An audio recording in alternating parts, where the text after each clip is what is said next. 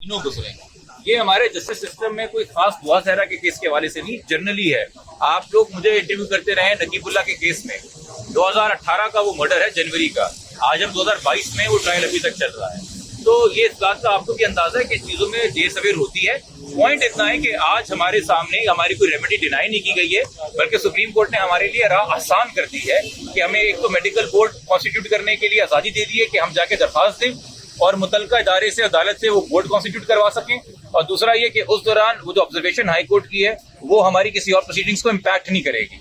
तो जो उम्र को लेके बच्ची के तमाम सारा मामला पुलिस क्रिएट कर रही है और बाकी चीजें कर रही है, जो कि हाई कोर्ट में जी एक बात हो गई, इसका पता आपको आईजी साहब ने भी एक बयान दे दिया था पुलिस के, वो अब सारे दोबारा से नजर सानी करें कि अब उम्र के हवाले से सुप्रीम कोर्ट ने कह दिया कि जी इस चीज को आपने नहीं देखना कि हाई कोर्ट ने अपने ऑर्डर में क्या लिखा हुआ है।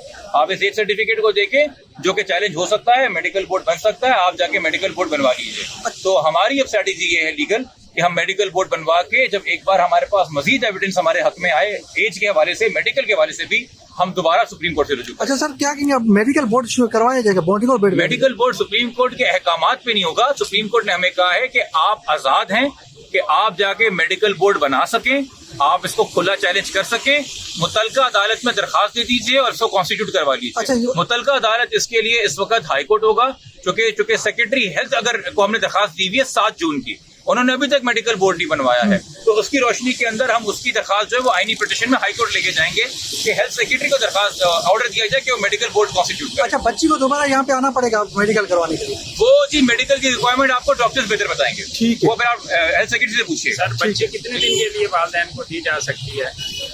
इस बारे में कोई बात नहीं हुई जनाब। ठीक।